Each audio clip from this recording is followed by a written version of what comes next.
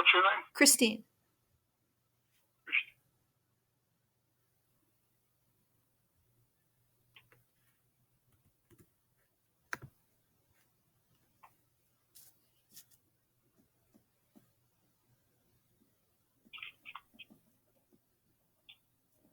Hello?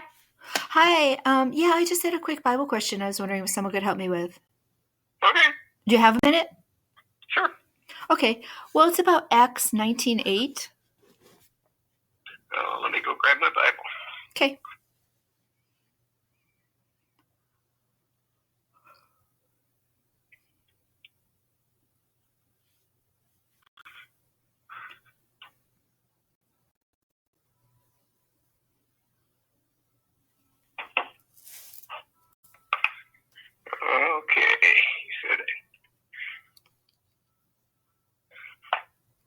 Okay. You said Acts 19? Yeah, 8, verse 8.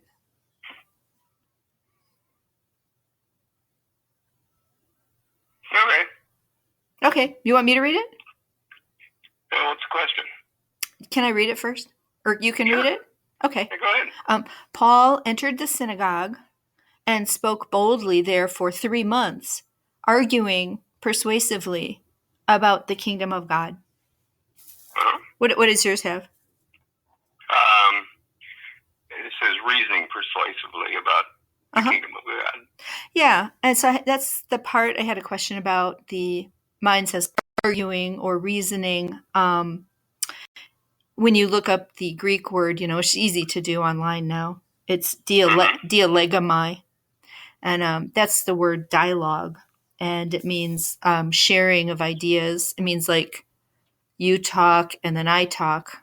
So that's what he was doing. He wasn't He was reasoning. Yeah, he wasn't lecturing and just saying, No. If anybody made a question or an objection, he didn't say, I don't argue. Because right. Yeah, it's a back and forth exchange of ideas. Reasoning, and so he's questioning and getting somebody else's viewpoint. Yeah, and they can ask questions, and they're not just told they're an apostate or a goat or aren't sheep-like or are unteachable. I think that would be detrimental to what he was trying to do. So what I'm asking is, I've talked to Jehovah's Witnesses many years and different ones. Did they get a change of directive to only talk to people who are just listening to everything they say and not dialoguing like they used to? And I was wondering when that changed, because I see a huge change in that. Or tell you to go to a website, so they won't dialogue anymore. Is that are they teaching you that? Not that I'm aware of. Oh, do you know that that's the public perception now among people who just try to talk to them? Well, I don't know. I spend quite a bit of time out talking to people here in the community, and we do have some dialogue. Good. Now, I don't know are you locally here from Fenchurch County? No. I wonder if it's like ones under a certain age too. They have changed since the website. Because what I've found to be the case, I moved here about 9 years ago. But people here are very knowledgeable about the Bible. They read the Bible. Oftentimes, I'll start reading a verse from the Bible, and they'll quote it from memory, the rest of it. Yeah. And so we have some very nice conversations with individuals here in our area. Good. It's considered now by Christian missionaries and evangelists, who talk to lots of people, to have totally changed across the board. There's multitudes of conversations you can hear online. Even those they have those judicial meetings and they just say, well, we don't argue. Do you believe the slave is the only channel? We don't argue. And there's persons just trying to kind of explain even why their views have changed on doctrinal topics by reading the Bible. They just I have noticed that a little bit with the conversations I've had with Mormons. They don't spend as much time in conversation as I have in the past with them. Yeah, this is a perception of Jehovah's Witnesses now, too, that they don't really have the Bible knowledge like the older Jehovah's Witnesses did in the past. I was just wondering if they're purposefully changing that. They don't seem to. That, and that I haven't noticed so much, at least here in our community. Okay. We spend a good deal of time in Bible study, both individually and as a group. So I think knowledge is, I don't know, I haven't noticed any change.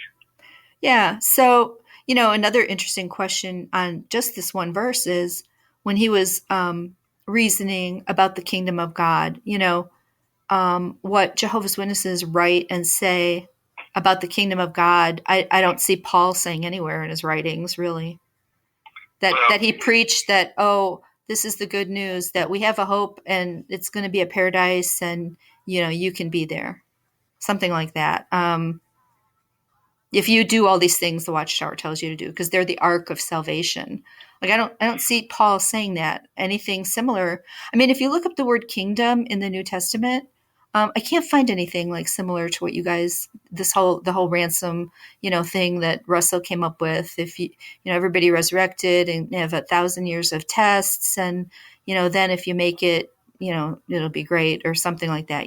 I can't find anything about that in the New Testament as their understanding of the verses that talk about the lion and the lamb and how you guys understand it.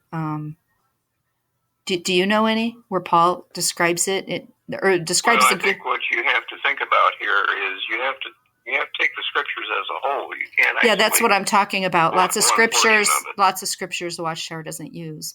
Like, for example, just look up the word kingdom. We want to understand it the way the inspired New Testament writers understand it and write about it, not the way an uninspired, magazine tells us what it is, right? And there's many verses they don't use about the kingdom in the New Testament. You can even look it up yourself and see that their idea isn't even, compatible with the verses that talk about the kingdom in the New Testament. So, it's just interesting. I think the function of the kingdom talked about in the Bible goes way back to the beginning of creation. Yeah, but I'm talking about how the New Testament writers understood it and talked about it because they're inspired. So it doesn't matter what you think it meant, But as I said earlier, I think you have to consider the Bible as a whole, right? Not isolating one particular writer or one particular portion.